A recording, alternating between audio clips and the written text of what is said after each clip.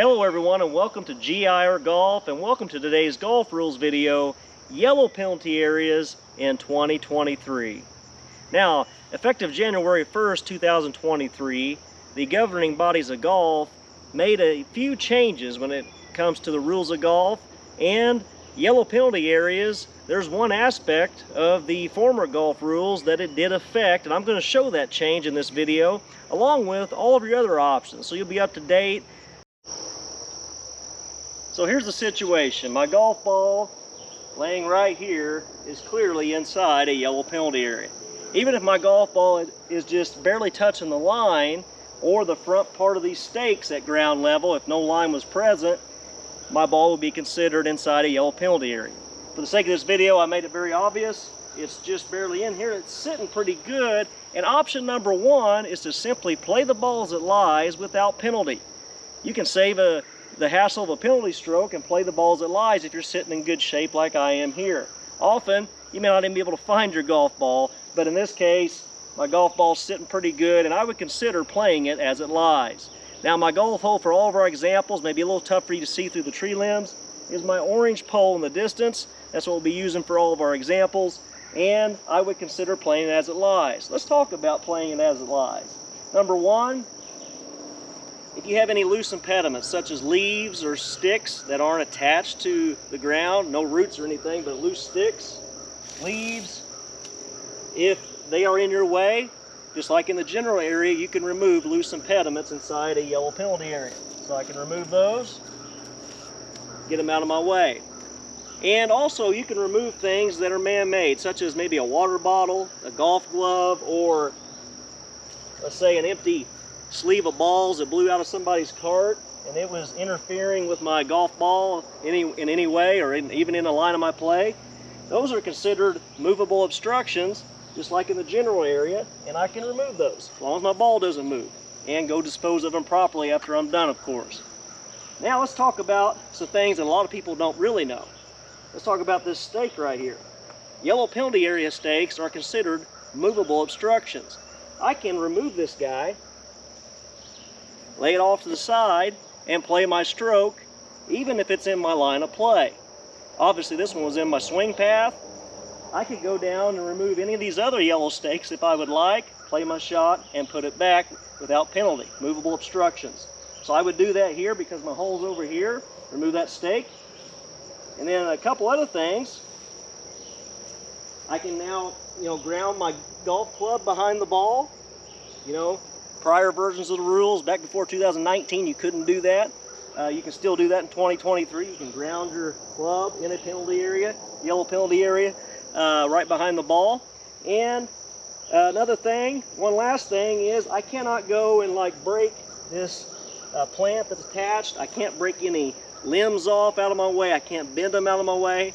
You cannot do that. But other than that, I can get up here and hit my shot without penalty. So I'll do that. I'll see if I can punch out.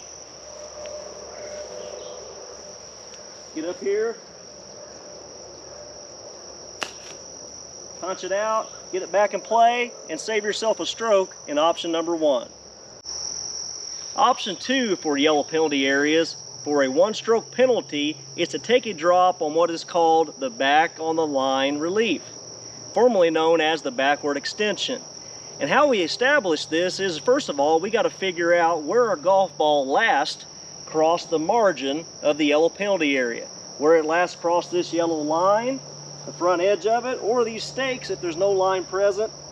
At the bottom of these stakes, if you draw a straight line at the bottom at ground level, we got to estimate where that ball crossed. Now, it was pretty easy in my prior example. The golf ball was there. We could estimate really accurately where it crossed based off where it was at.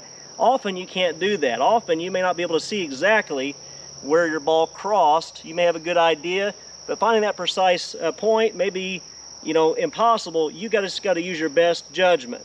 You have to be virtually certain your golf ball is in that yellow penalty area for you to use any of these options. So we're assuming that you're virtually certain the golf ball has entered here, and then now you come up, you look back where you struck your last shot. Let's say I'm playing a par 4 and I just hit my second shot in here, and I knew it come up over next to this tree, and then I'm looking around. I don't see my golf ball. I don't have to go in there. I know it's in there. It didn't bounce out. And I'm going to estimate that it crossed right here. That is my reference point that we're going to draw a line. The line from my orange pole, which represents my golf hole, so you would go to the flag at the golf course, and this point, and then for a one-stroke penalty, I can take a drop on backwards as far as I would like on that line for option number 2 with a one-stroke penalty. I'm going to back the camera up and show you some things, because this is the change that happened in January 1st, 2023 that is different than prior versions of the rules of golf. Okay, so I painted some lines here on the ground to better illustrate what this dropping on the line looks like. This white dot here represents the spot that I chose on the back on the line to take my drop. That's where I'm choosing to drop the ball on the line. Remember, that line for the back on the line is where our golf flag is, my orange pole, and then I put a longer yellow alignment rod there that shows where our entry point of the yellow penalty area was, and then I can drop back as far as I like. Again, this is where I choose to drop. I could go forward on that line, drop here. I could come back as far as I'd like here next to the camera. As long as I'm on that line, drop it at knee height, the ball lands on the line, then I'm entitled for this for a one-stroke penalty. So I'll demonstrate. Now, you may be wondering already, why is there a circle around here? I'll talk about that in a minute. So that's my spot. The ball must land on that line. So I'll stand here off to the side, drop it at knee height, and then look what just happened. It landed on the line, which that spot represented, and then it rolled forward. And that's why a circle's drawn here. Not only is it unique in 2023 to drop on the line, but also the ball can actually roll forward in this situation. Very strange in the rules of golf, okay? But it can actually roll forward as long as it does not go any farther than a club length. So remember that. Remember this circle for this illustration, that as long as it stays within a club length, then I'm good to go for a one-stroke penalty in option number 2. Option number 3 for a one-stroke penalty in yellow penalty areas is to go back to the side of your last stroke, if it's in the general area like I'm illustrating here, within one club length of that spot, not any closer to the hole. Or if you struck your ball from the tee, then you can simply go back to the teeing ground and tee that ball up anywhere within the teeing area, just like you did before, again for a one-stroke penalty in option number 3. So often, if you hit your ball from the general area and you get up there and you decide this is your best option to come back here, you often have to just do your best judgment and estimate this spot. You might be able to come back and see a divot, but just do this as accurately as you possibly can. A good idea to talk to fellow competitors, make sure they agree, this is about where I struck it, so on and so forth. But again, a lot of times you got to estimate this. So come back, I estimate, I struck the ball right here. Based off of my situation, my best memory, this is my reference point to where I can now map out a one club length, not any closer to the whole relief area. And that's what these white lines represent. So if I take my driver, for me, that's my longest club in my bag, except for my putter. All the dropping areas and rules of golf are measured by the longest club in your bag, except for your putter. Driver's mine. I would come up here, put some tees down, and map out my one club length area as this represents.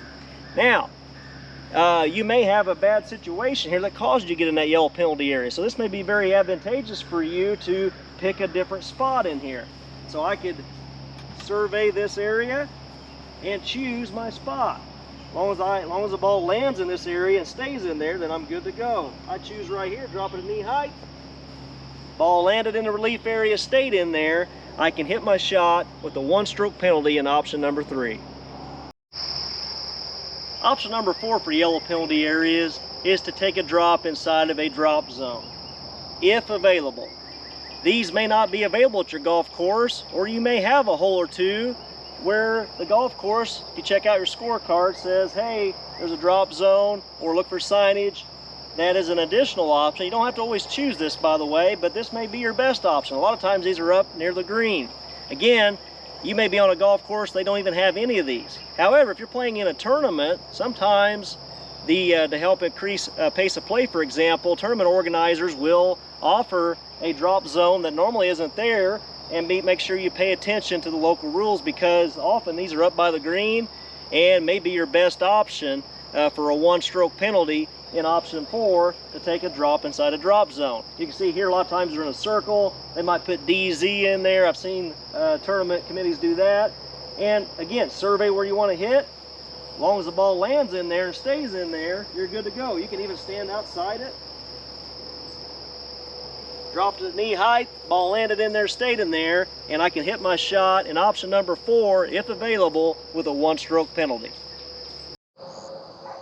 Okay, let's review what we've learned about yellow penalty areas in 2023. Option number 1, without penalty, I can play the ball as it lies. And remember those tips that I showed you. Option number 2, for a one-stroke penalty, I can take a drop on what is called the back on the line relief. Option number 3, I could go back to the side of my last stroke with a one-stroke penalty in the general area, take a drop within 1 club length, not any closer to the hole, or go back to the teeing area if I struck my ball from there, tee it up anywhere I would like within the teeing area, again with a one-stroke penalty. Option number 4, if available to me, I could go up to the drop zone and elect to take a drop there with a one-stroke penalty. Now I challenge you to go and watch our red penalty areas in 2023 video and see if you can spot the difference between a red penalty area and a yellow one. There is a slight difference, and it's important to know what your options are so you can lower your scores and play the game correctly. Remember to smile often, have fun, God loves you. We will see you next time.